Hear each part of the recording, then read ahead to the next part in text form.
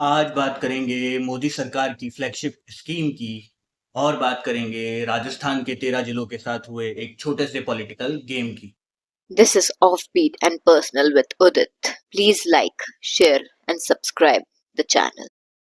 नमस्कार, फिर से स्वागत है दिल से पॉडकास्ट के सेकंड एपिसोड में आपका। आज बात शुरू करेंगे प्रधानमंत्री मोदी जी से।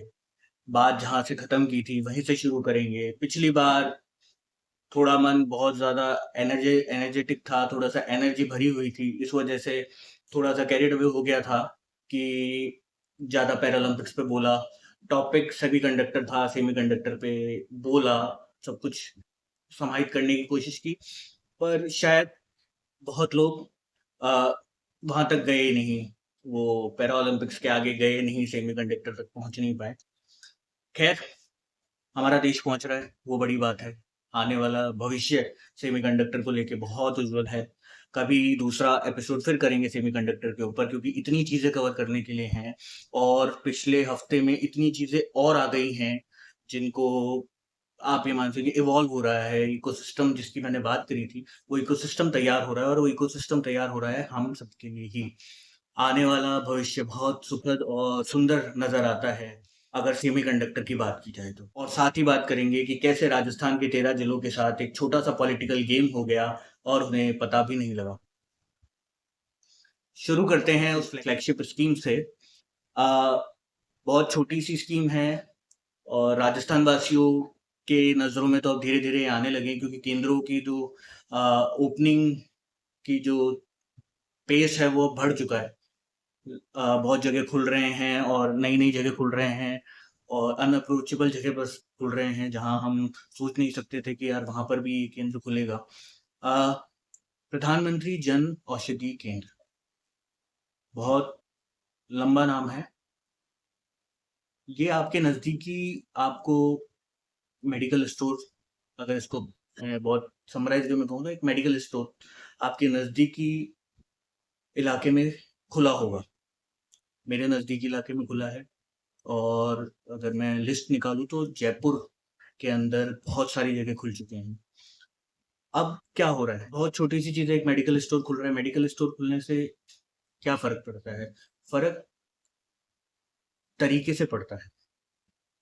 जिस तरीके से गेम को चेंज करने की कोशिश की जा रही है इस सेक्टर में भी, उस सेक्टर के अंदर जहाँ दवा पर निर्भर है व्यक्ति, दवा के कॉम्पोज़िशन पर निर्भर है, दवा अगर वक़्त पर ना मिले, तो उसके क्या-क्या, क्या-क्या साइड इफ़ेक्ट्स होते हैं, वो व्यक्ति जानता है। इसमें सबसे आखिरी चीज़ आती है कि उसकी फ़ीज़िबिलिटी, कि इलाज कराने का खर्च।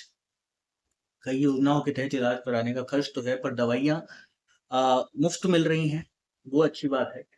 पर कुछ ऐसी दवाइयाँ हैं जो उन योजनाओं में नहीं मिल पाती, या कुछ लोग ऐसे हैं जिन्हें जो दवाइयाँ मिलनी चाहिए वो उन्हें फ्री स्कीम में नहीं मिल रही हैं, वो प्रधानमंत्री जन औषधि केंद्र पर ऐसे दामों पर मिल रही हैं कि अगर उन वो दाम आप जाकर पता करेंगे तो आपको लगेगा कि अगर मैं साल भर में ये दवाइयाँ यहाँ से लेता हूँ या मेरे रेगुलर मेडिकल से लेता हूँ, तो मेरे बजट में बहुत फ़र्क आएगा। ये बहुत बड़ी चीज़ मोदी जी की ये स्कीम कर रही है। 50% से 90% तक का डिस्काउंट दवाइयों पर आपको मिलेगा। एक आदत हमको बनानी पड़ेगी कि हमको हमारे रेगुलर मेडिक की बजाय इन केंद्रों पर हम जाएँ। अब आपको लग रहा होगा केंद्र, यार कितना कॉम्प्लिकेटेड है। आप एक बार वहाँ जाइए। वहाँ आपको बहुत ही ट्रेन्ड स्टाफ मिलेगा। कंप्यूटर और आईटी ऑपरेटेड एक-एक चीज़ है। आप दवा का नाम बताएँगे, तो वो दवा वहाँ सर्च करके बताई जाएगी कि वो कहाँ रखी है और उसके लिए बाकायदा ट्रेन्ड स्टाफ को वहाँ रखा गया है। ये केंद्र रोज़गार भी दे रहे हैं। सबसे पहले तो ये रोज़गार दे रहे हैं। बाद में ये क्या कर रहे हैं, बाद में बात करेंगे। सबसे पहले ये रोज़गार दे रहे हैं। आपको काउंटर पर कोई दिख रहा है, स्टोर में 2 लोग उसको सँभाल रहे हैं, तो सबसे पहले रोज़गार मिल रहा है। किसी ने उस केंद्र को खोला है, तो एक एंटरप्रेन्योर भी बिल्ड हुआ है। उसके साथ-साथ कंज़्यूमर को क्या मिल रहा है? कंज़्यूमर को मिल रही हैं क्वालिटी बेस्ड जेनेरिक मेडिसिन्स। उसमें जो सॉल्ट है, वो वही सॉल्ट है जो आप सालों बरसों से खा रहे हैं, वही सॉल्ट उसी मेडिसिन के अंदर है, पर वो मेडिसिन जेनेरिक है, वो कोई ब्रांडेड मेडिसिन नहीं है। ब्रांडेड नहीं है, इसी वजह से वो उस रेट में आ रही है, जिस रेट में आप और मैं सोच नहीं सकते। तो ये अवेयरनेस मेरे अंदर आई है, तो मुझे लगा कि मुझे आप तक ये लेकर जानी चाहिए।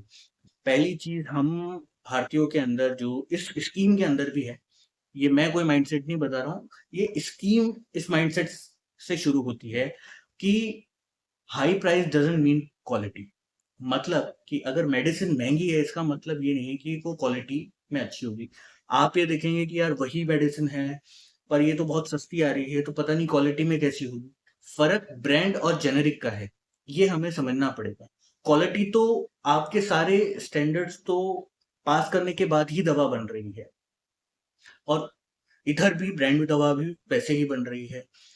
जेनेरिक मेडिसिन जो कि ब्रांड नहीं है और सेम कंपोज़िशन से आ रही है, इस वजह से उसके रेटों में फ़र्क। और मैं खाली जेनेरिक मेडिसिन्स की बात नहीं करूँगा, उससे जुड़े हुए कम से कम 300 से 400 ऐसे प्रोडक्ट्स और हैं, जो हमें आप मान लीजिए, बहुत बेसिक में मैं बात करूँ तो सबसे पहले मैं बात करूँगा, जो चीज़ मुझे बहुत अच्छी लगी कि वुमेन की हाइजीन को लेके एक ऐसा विषय है जो भारतवर्ष के अंदर बहुत, जिसे कहते हैं, कंट्रोवर्शियल है। उस पर आप बात करें नहीं करें, पर साइलेंटली ये स्कीम इतने अच्छे से उस प्रॉब्लम को सॉल्व कर रही है। वुमेन सैनिटरी पैड्स आप किसी भी कैटेगरी में जाकर देख सकते हैं। आपको उनकी प्राइसेस आप यहाँ से कंपेयर कीजिए, आप जो इस केंद्र पर मिल रहे हैं उसकी प्राइसेस को कंपेयर करिए। मैं आपको बताना चाहूँगा, मैं हर उस बहन, हर उस फीमेल को जो इस पॉडकास्ट को देखेंगी, उनको ये बताना चाहता हूँ कि आपको प्राइस के अंदर बहुत फ़र्क मिलेगा। क्वालिटी में कहीं भी कॉम्प्रोमाइज़ नहीं है, ये भी मैं आपको बता देना चाहता हूँ। क्वालिटी स्टैंडर्ड्स सारे टेस्ट पास कर कर चीज़ शेल्फ तक पहुँच रही है, ये भी आपको पता होना चाहिए। इसीलिए बहुत अच्छी स्कीम, आपने विमेन की हाइजीन के बारे में सोचा, और ये भी सोचा कि उसे कैसे अफ़ोर्डेबल बनाया जाए। क्योंकि हाँ, इस स्कीम का एक पार्ट ये भी है कि जो लोग वंचित हैं, जो शोषित हैं, जिनसे ये सेवाएँ या ये चीज़ें दूर हैं, उनके लिए या उनकी पहुँच तक इन चीज़ों को लाया जा सके, इसलिए ये 300-400 प्रोडक्ट की अलग लिस्ट दवाइयों के अलावा बनाई गई। डायबिटीज़ कई ऐसी मेडिसिन्स हैं जो बाहर इतने महँगे दामों में बेची जाती हैं कि मैंने जब उनकी रेट का कंपैरिज़न यहाँ पर किया, तो मैंने कहा कि भई, पता होना चाहिए। एक डायबिटिक पेशेंट के लिए तो ये एक संजीवनी की तरह आपने परोस कर रख दी है कि उसका शायद 70% रेट पर आपको यहाँ मिल रही है, जो चीज़ वो वहाँ खरीद रहा है। और डायबिटीज़ के मामले में, टाइप 2 डायबिटीज़ के बारे में हमारा देश कहाँ है, ये सबको पता है। हम तो उस देश के अंदर डायबिटीज़ की मेडिसिन्स की एक अच्छी खासी जो रेट है, उसको जेनेरिक में लाकर और उसको इतना सस्ता अफ़ोर्डेबल कर देना, ये सबके लिए, अ, इसमें कोई डिस्क्रिमिनेशन नहीं है उस केंद्र पर जाने वाले की। ना तो जाति पूछी जा रही है, ना उसका धर्म पूछा जा रहा है, ना उससे कोई और सर्टिफ़िकेट लिए जा रहे हैं, ना कोई कागज़ दिखाने की बात की जा रही है। बात इतनी सी है कि आपके पास प्रिस्क्रिप्शन होना चाहिए, ऑब्वियसली आप खुद डॉक्टर ना बने, आपके पास प्रिस्क्रिप्शन होना चाहिए सर्टिफ़ाइड डॉक्टर का, और उस प्रिस्क्रिप्शन के तहत आपको दवाई मिल जाएगी। एक ये बहुत अच्छी पहल है, इसीलिए आपके नज़दीकी केंद्र पर जाने की आदत बनाइए। अवेयर हो जाइए थोड़ा-सा। क्यों? क्योंकि चीज़ों में गैप है। देखिए, स्पष्ट है। मैं ब्रांड्स पे बात करूँगा या नहीं भी करूँ, पर गैप है। गैप है तभी जेनेरिक मेडिसिन और ब्रांडेड मेडिसिन की रेट्स में ज़मीन-आसमान का फ़र्क है। और उस गैप को भरने का प्रयास अगर हमारी सरकार कर रही है, तो हमें भी सरकार के साथ में एक्टिवली उसमें पार्टिसिपेट करना चाहिए। आप एक बार जाकर देखिए, अगर आपको एक्सपीरियंस अच्छा लगे, बुरा लगे, आप कमेंट में मुझे बताइएगा। मैं कम से कम 5 से 6 अलग-अलग सेंटर्स को विज़िट कर चुका हूँ, और मुझे कभी भी कहीं पर भी क्वालिटी, अ, स्टाफ का एटीट्यूड या किसी भी चीज़ में मुझे कोई कमी नज़र नहीं आई। चीज़ों को जिनको मैंने यूज़ किया है, जो प्रोडक्ट्स हमने लिए हैं, वो प्रोडक्ट्स की क्वालिटी में मुझे कहीं कमी नहीं नज़र आई। मैं जिस ब्रांडेड चीज़ों को यूज़ कर रहा हूँ, वो ब्रांड नॉन ब्रांडेड में जब मैं वहाँ से लेकर आया हूँ, मुझे वो बेटर मिली है, मैं आपको सही बात बताऊँ, मुझे थोड़ी-सी बेटर लगी हैं और किफ़ायत तो है ही। किफ़ायत के फिन इन्फ्लुएंसर नहीं हूँ, पर इतना कह सकता हूँ कि हाँ, सेविंग है। आप अगर पूरे साल का बना के देखेंगे तो कहीं न कहीं अच्छा खासा अमाउंट सेव कर लेंगे। एसआईपी या जो भी आपको अच्छा लगे उस अमाउंट से कर सकते हैं, या किसी अच्छी ट्रिप पर जाएँगे, तो वो भी एक अपने तरीके की थेरेपी है, तो उसको भी आप इम्प्लीमेंट कर सकते हैं। तो आज सबसे पहले बात इस स्कीम की करनी थी। अब बात थोड़ा लाइटिंग में फ़र्क आया होगा, बात थोड़ी सीरियस करनी है, तो सोचा कि लाइटिंग थोड़ी-सी सीरियस कर दें, जिससे आप का फ़ोकस मेरे पे ही रहे, कहीं बात इधर-उधर ना हो जाए या मैं कोई इधर-उधर की बात पर ना चला जाऊँ। बात है, ये वाला टॉपिक है प्योरली पॉलिटिकल। 13 जिलों के साथ हुए अन्याय, आधे राजस्थान के साथ हुए अन्याय, 7 लाख और या उनके हिसाब से 3 साढ़े 3 लाख हेक्टेयर ज़मीन की सिंचाई से हुए अन्याय की और तकरीबन साढ़े 3 करोड़ लोगों के गले को सूखा रखने की। मैं बात कर रहा हूँ पूर्व में ईआरसीपी और वर्तमान में पीकेसी ईआरसीपी। पूर्व में ईआरसीपी इसलिए क्योंकि 2018 के अंदर हमने चुना था कांग्रेस गवर्नमेंट को। गवर्नमेंट में क्या हुआ, सरकार कैसी चली, सरकार कहाँ बंद रही, सरकार कहाँ से चली या सरकार किसने चलाई, ये बातें कभी और की जा सकती हैं। वैसे इतना बड़ा अन्याय हो गया और शायद किसी ने उफ भी नहीं करी। मुझे जब ये पता लगा, थोड़ा-सा मैंने इस पर स्टडी करी, तो मुझे लगा कि कोई इस पर बोल क्यों नहीं रहा है। 13 जिले, साढ़े 3 करोड़ लोग, अगर उनका गला सूखा रह जाए, तो उनके गले से आवाज़ निकल क्यों नहीं रही है कि हमें वो पानी चाहिए, वो हमारे हक का पानी, वो हमारे हक का इंफ्रास्ट्रक्चर, जो किसी व्यक्ति की हठधर्मिता की वजह से, किसी व्यक्ति की राजनीतिक हठ की वजह से हमारे हक से छिन गया या डिले हो गया है।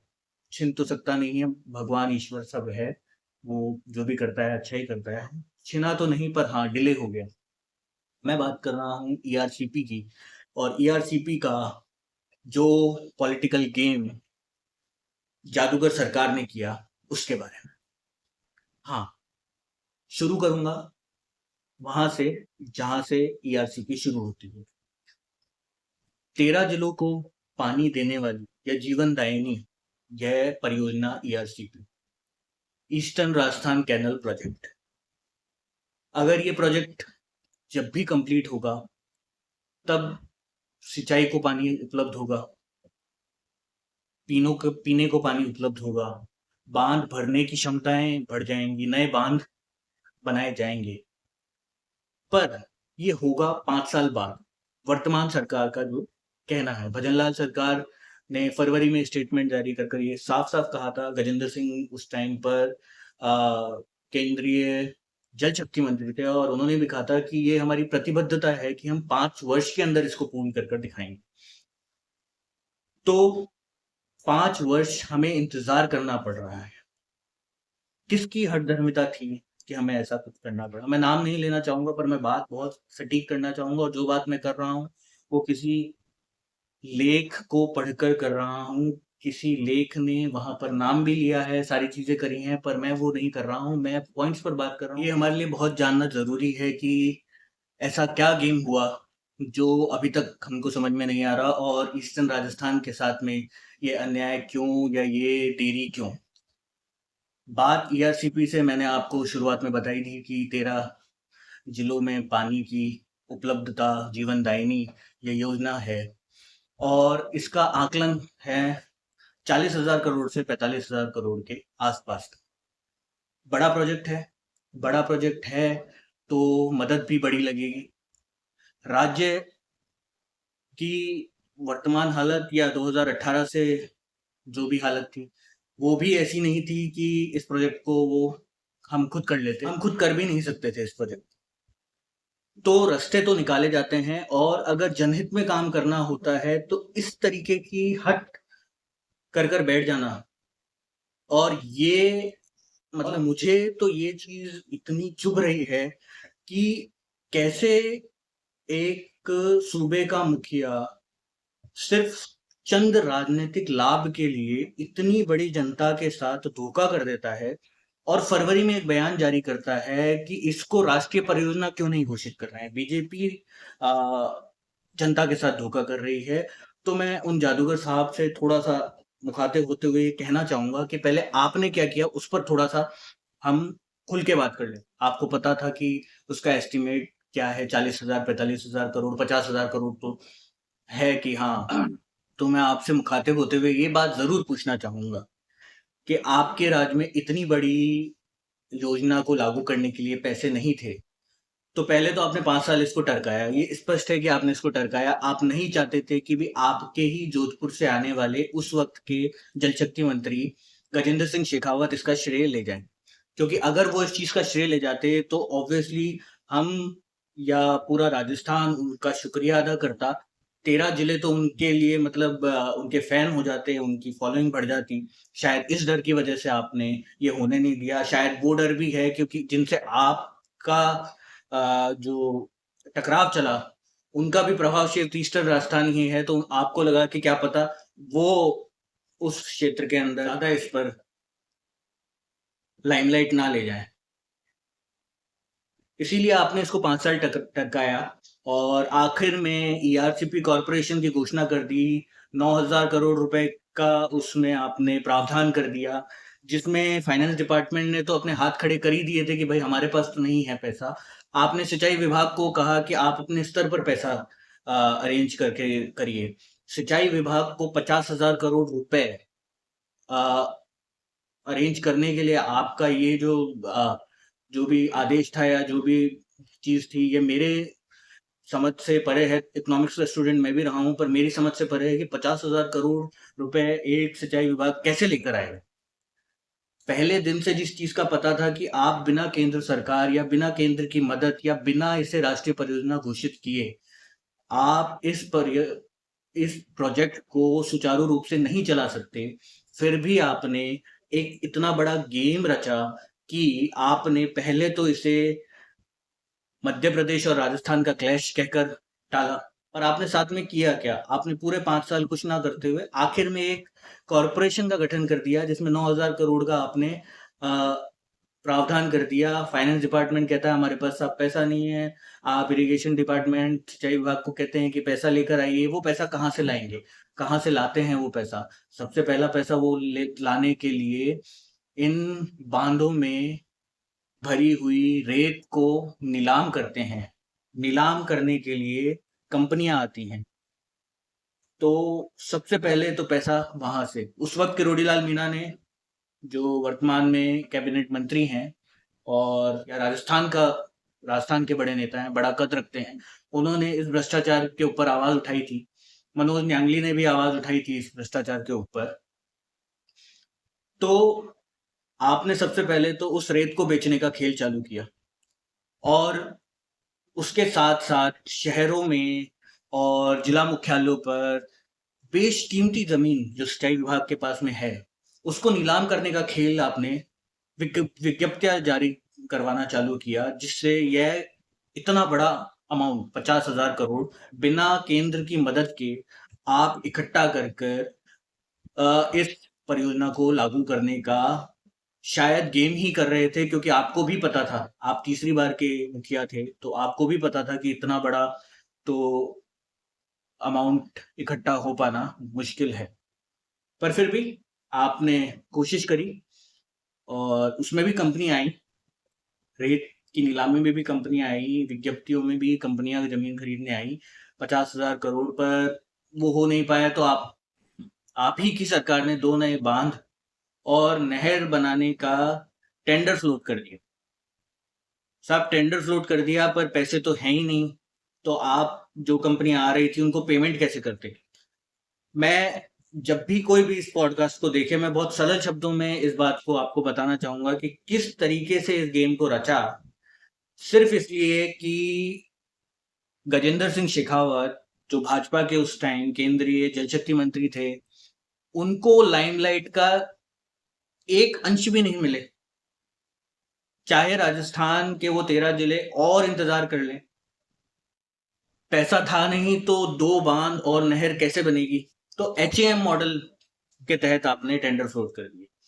अब मुझे अब मुझे जो भी सुने या जो सुन रहा है या जो यहाँ तक आया है, HAM मॉडल क्या है? HAM मॉडल के अंदर जो भी कंपनी आती है उसको सब कुछ डिजाइन उसको करना होता है। डैम का डिजाइन भी वो करेगी, लेआउट्स, प्लानिंग सब वो करेगी। 40% सरकार उसे देगी, बचा 60% पैसा उस कंपनी को 20 सालों के लिए ब्याज सहित सरकार मुहैया कराएगी।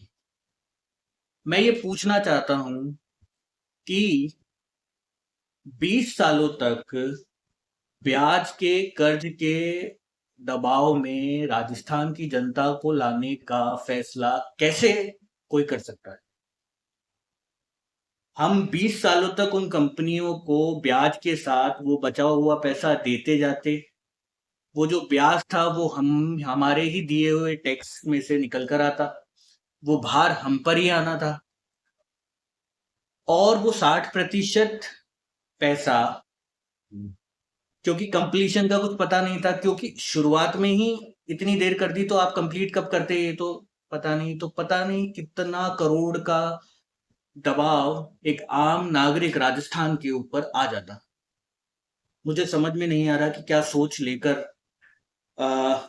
चले, क्या सोच लेकर वो सरकार चल रही थी कि आम जनता के साथ या आम जनता के खिलाफ काम कर रही थी, ये मुझे समझ में नहीं आया। और फरवरी में जब उनका बयान में अभी जब इसके बारे में रिसर्च कर रहा था तो फरवरी में उन्होंने बड़ा दौसा में बयान दिया कि इसे तुरंत राष्ट्रीय परियोजना घोषित की जाए, क्योंकि बिना उसके तो ये हो ही नहीं सकती। तो आपके राज्य में ये हो सकती थी, आपके राज्य में बालू का, रेत का बेचने का खेल हो सकता था 29,000 करोड़ का।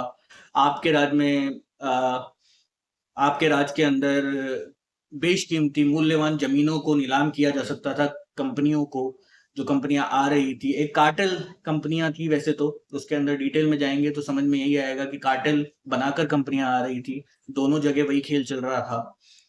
तो मुझे समझ में नहीं आया इतना बड़ा पॉलिटिकल गेम क्यों खेला कि 13 जिले, उन्हें अभी और इंतजार करना पड़ेगा ERCP पे।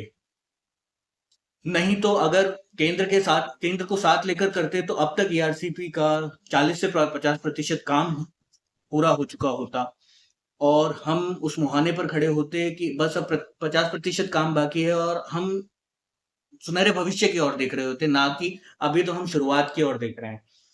बात कर रहे हैं वर्तमान डबल इंजन की सरकार, भजनलाल सरकार, बीजेपी सरकार की।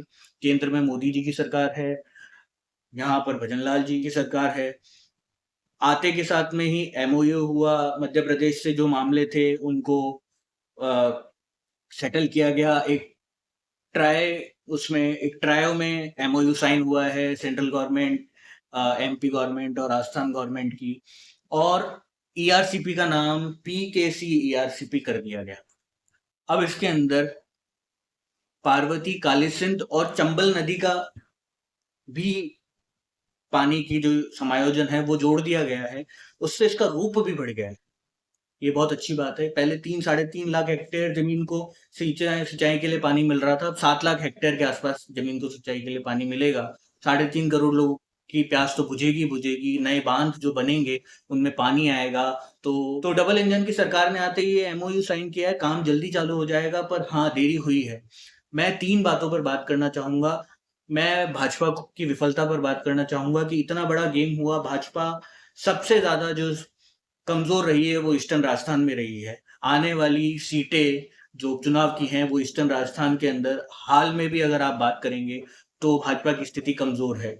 अगर इस मुद्दे पर अभी भी भाजपा जाकर लोगों को जागृत नहीं करेगी कि उनके हक का पानी, उनके खेत का सिंचाई का पानी, उनके पीने योग्य पानी को देरी क्यों हो रही है, तो शायद जनता जागेगी जाति धर्म से ऊपर उठकर यह ऐसा विषय है जो भाजपा को जनता के बीच में ले जाना चाहिए। एक छोटा सा गेम हुआ जिसके अंदर किसी की कोई हट थी, इसलिए उसने ये चाहा कि मैं चाहे कुछ भी हो जाए, चाहे कुछ भी हो जाए, मैं किसी और को पॉलिटिकल लाइमलाइट नहीं लेने दूंगा। इसीलिए उन्होंने 13 जिलों का हक मारा, उसमें देरी करी, और इसी वजह से आने वाले उपचुनावों में देखेंगे क्या होगा। पर मेरा यही मानना है कि भाजपा को जनता के बीच जाकर इस सच को उजागर करना चाहिए कि उनके हक का पानी देरी से क्यों आ रहा है।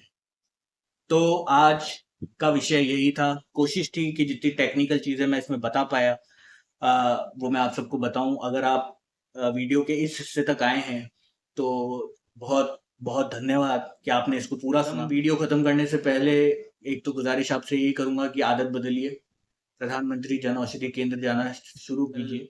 वीडियो नहीं है ये, एक राजस्थान के युवा के दिल में उठे दर्द का वीडियो है कि हमने हमने बेरोजगारों के पेपर लीक होते हुए देखे, तो हमने हमारे हिस्से का पानी देरी से आता हुआ भी देखा। धन्यवाद। आज के पॉडकास्ट में इतना ही।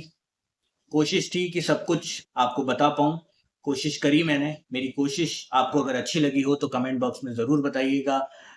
जन औषधि केंद्र अगर आप जाएं और आपके पुराने मेडिकल बिल और वर्तमान मेडिकल बिल में फ़र्क आए तो वो भी ज़रूर कमेंट कर बताइएगा। उपचुनाव से जुड़े 4 सीटों के वीडियो आपके बीच हैं, वो भी समय निकाल कर देखिए, और आपको मेरा आकलन कैसा लगा वो भी कमेंट कीजिएगा। तब तक के लिए धन्यवाद। अगली बार मिलेंगे किसी और नए विषय के साथ में और बात करेंगे खुलकर उस पर। तब तक के लिए धन्यवाद। Please like share and subscribe my channel.